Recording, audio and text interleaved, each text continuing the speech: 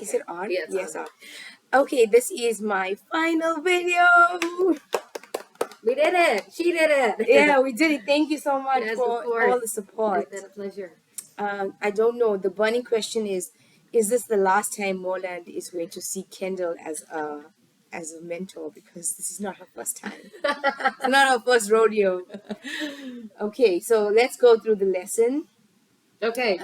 Yes.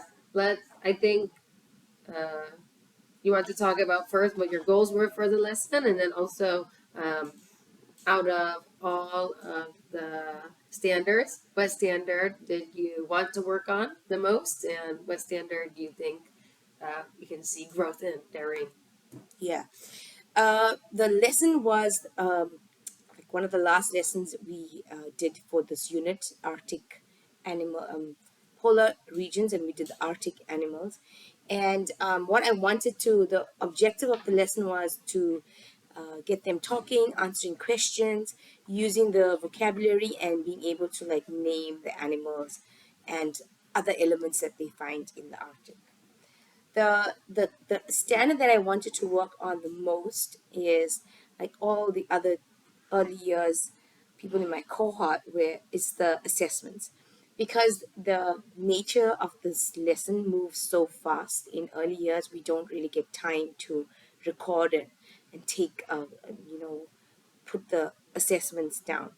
So I structured the whole lesson around every part. I like made it intentional that that is an assessment. So the class starts with an entry ticket of what are we learning about, and that's my first formative assessment.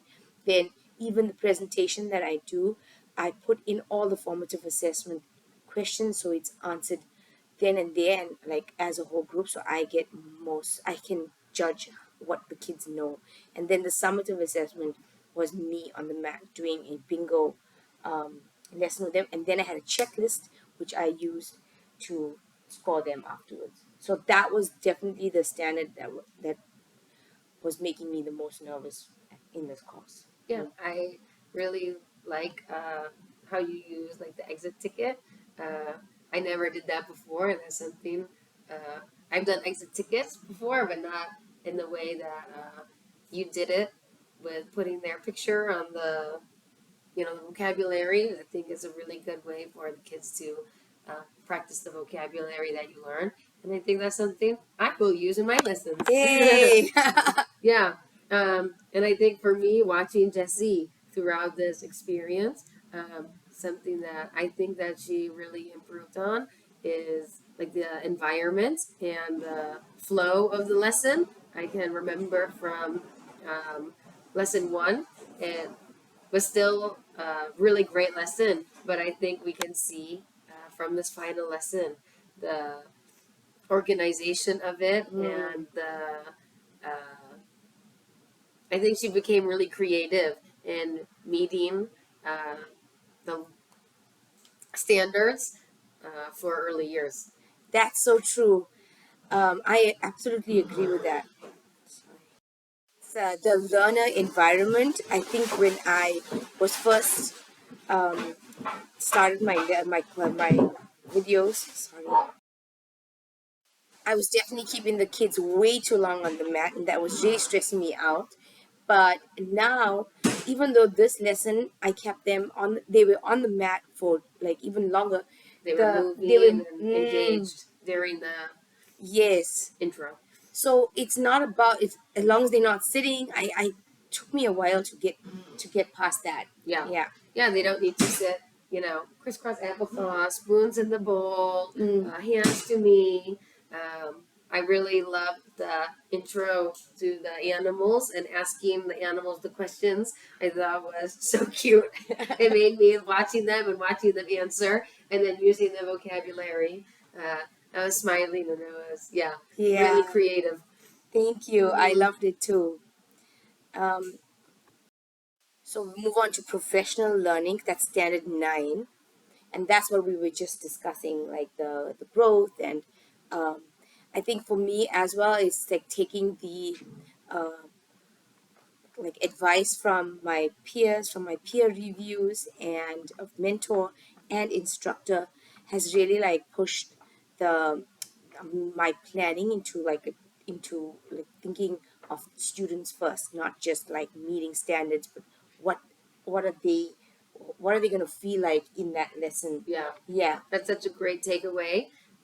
And I think we can really see that you put that into the front of your mind. Um, yeah, during this whole lesson, I the children seemed like more calm. You seemed more calm. Yeah. The flow was a lot smoother, and everybody was having like a good time, and everybody was relaxed. And I also think it was so awesome how I know in the beginning lessons when we were talking about the vocabulary, I can tell that you have been really practicing and getting the kids to use vocabulary, and it seemed very natural in this lesson. It Yeah. seemed like um, the children also seem like subconsciously aware that they are learning vocabulary Mm-hmm. because they seemed a lot more open to saying words. And I heard them yell out like camouflage, and there was another word. Colony. Yeah, yeah. Yeah. And they all joined in and said it when I remember. I think it was the dinosaur lesson. Some of the kids seemed like a little apprehensive Mm. to try the new language. Yeah. Yes. So not only can you see the growth, I think, in your teaching, but also in the children, Oh, which is yeah. important. So important, yes. And what you don't see in the video is that my director was doing Yeah. my observation. So it was like a double assessment because I was doing assessments and she was doing assessments. So it was like a full circle for me in that area. And another thing that I think works well with professional learning is that using my co-teacher for the trans languaging really like ups the game in the classroom because the kids are making way more links with the content by doing that.